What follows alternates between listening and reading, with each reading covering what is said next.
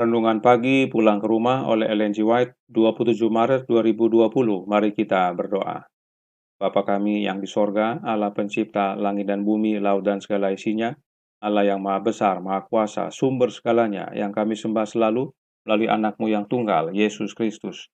Terpujilah Yesus, anak Allah yang maha tinggi, anak domba yang menghapus dosa dunia ini. Pada pagi hari ini kami bersyukur boleh bangun dan berbakti dan sebagaimana membaca firman-Mu serta nasihat penubuat. Kiranya roh-Mu ya Yesus menolong kami agar mengerti dan menghidupkannya. Beserta kami sepanjang perbaktian ini, kehendak-Mu yang jadi, karena kami berdoa hanya melalui Yesus Kristus, anak Allah yang tunggal, yang adalah Tuhan dan Juru Selamat kami. Amin. Renungan hari ini berjudul, Percaya apa yang Tuhan katakan.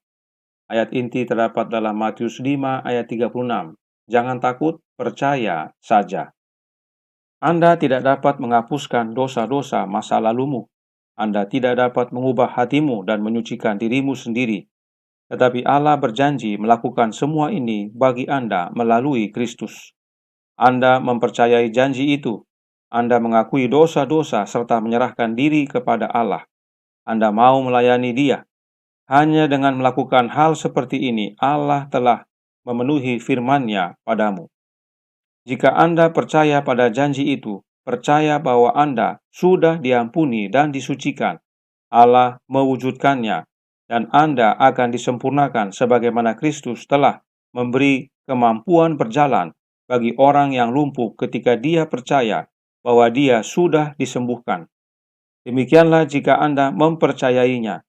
Jangan menunggu sampai merasa dirimu sudah sempurna, tetapi katakanlah, saya mempercayainya. Demikianlah adanya, bukan karena saya merasa demikian, tetapi karena Allah telah menjanjikannya. Hukum itu menunjukkan kepada manusia dosa-dosanya, tetapi tidak menyediakan obatnya. Sementara hukum itu menjanjikan hidup kepada yang menurut, ia menyatakan kematian menjadi bagian pelanggar. Hanya Injil Kristus saja yang dapat membebaskannya dari hukuman dan pencemaran dosa.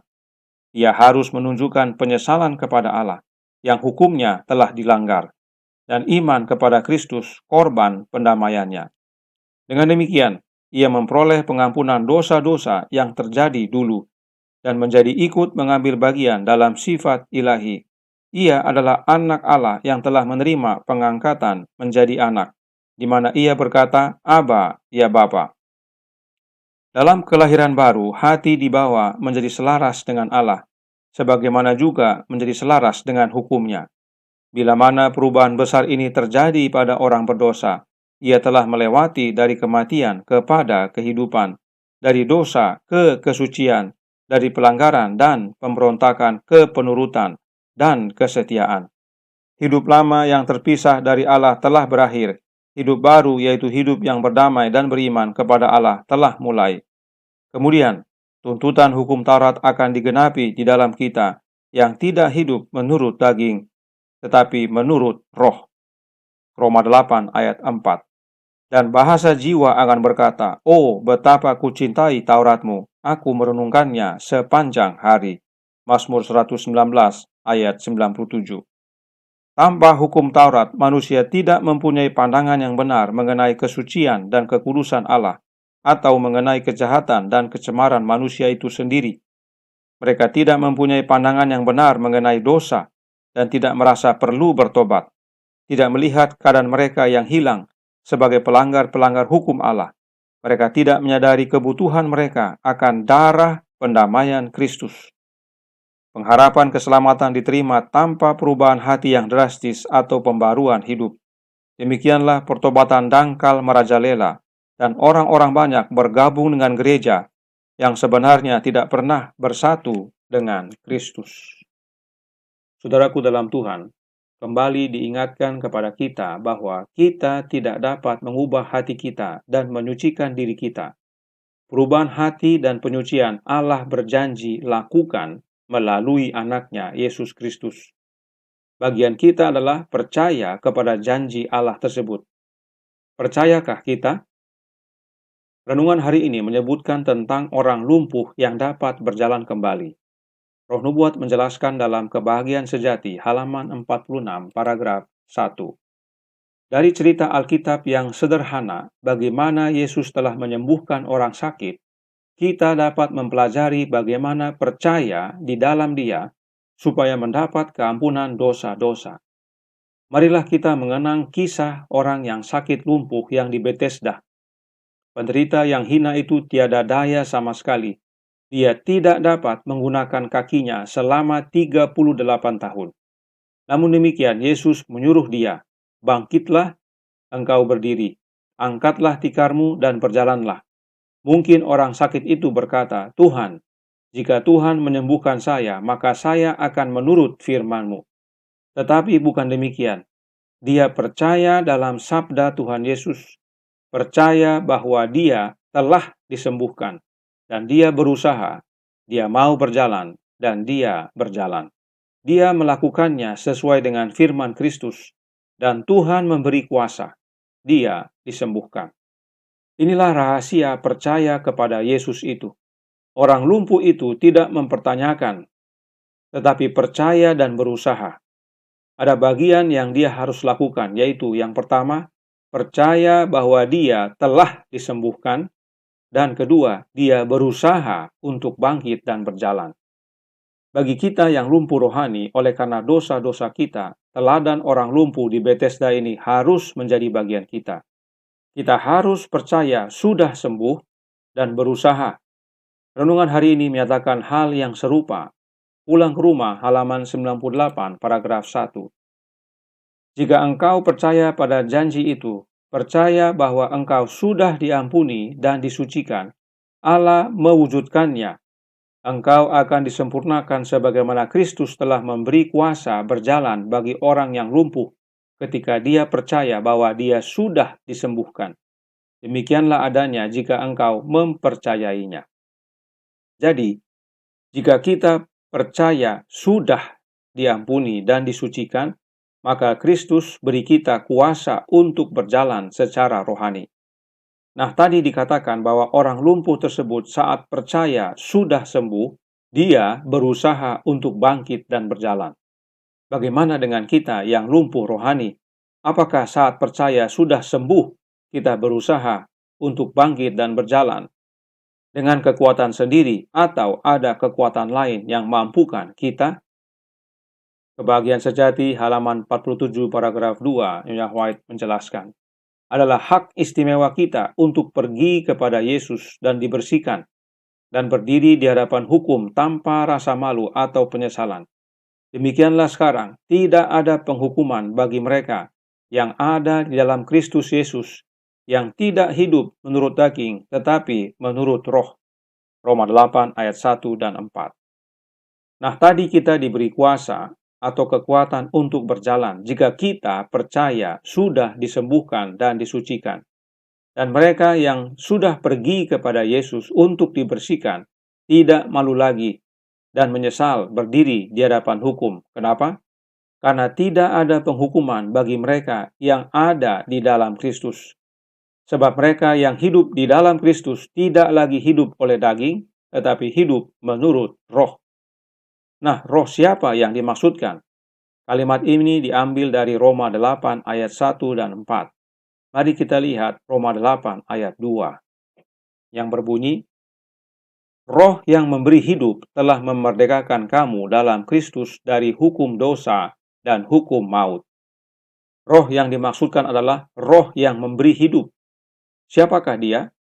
1 Korintus 15 ayat 45. Seperti ada tertulis, manusia pertama Adam menjadi makhluk yang hidup, tetapi Adam yang akhir menjadi roh yang menghidupkan. Siapakah Adam yang terakhir? 1 Korintus 15 ayat 47. Manusia pertama berasal dari debu tanah dan bersifat jasmani. Manusia kedua berasal dari sorga. Adam yang terakhir adalah Yesus Kristus, sebab dialah yang berasal dari sorga. Jadi, Yesus Kristus adalah roh yang menghidupkan tersebut, roh yang memberi hidup. Bila kita ada di dalam Kristus, maka roh yang menghidupkan itu yang memimpin hidup kita, yaitu rohnya Yesus Kristus. Roh Kristus inilah yang memberi kita kekuatan atau kuasa untuk berusaha bangkit dan berjalan secara rohani. Kenapa penting kita pahami akan hal ini? Karena Galatia 5 ayat 4 berkata, "Kalau kamu lepas dari Kristus, jikalau kamu mengharapkan kebenaran oleh hukum Taurat, kamu hidup di luar kasih karunia." Apa artinya?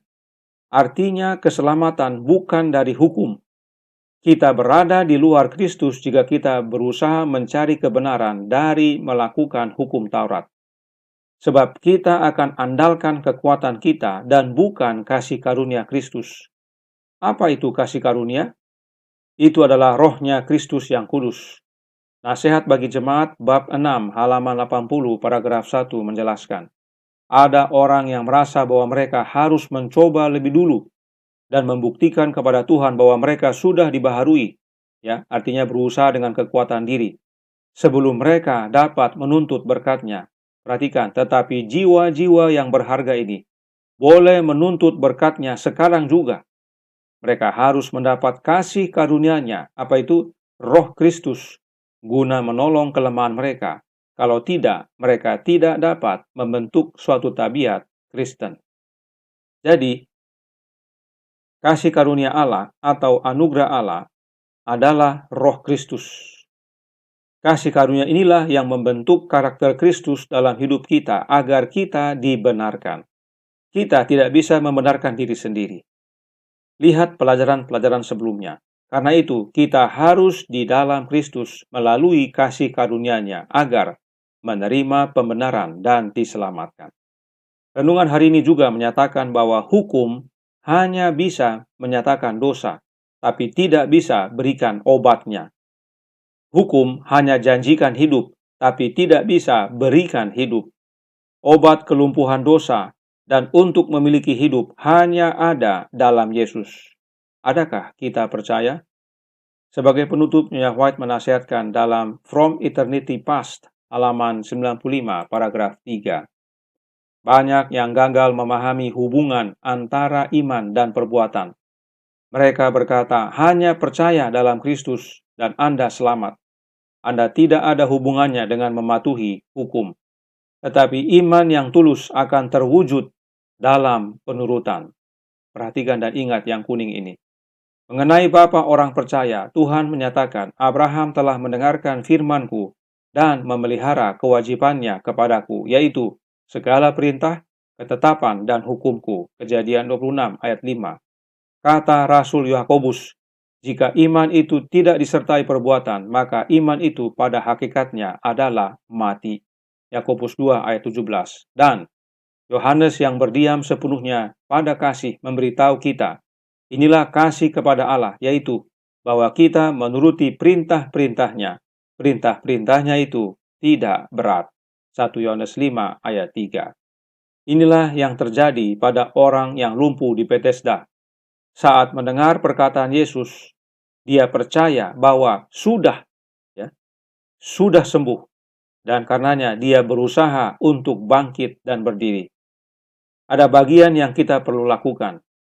Tidak cukup hanya percaya, tapi perlu ada tindakan.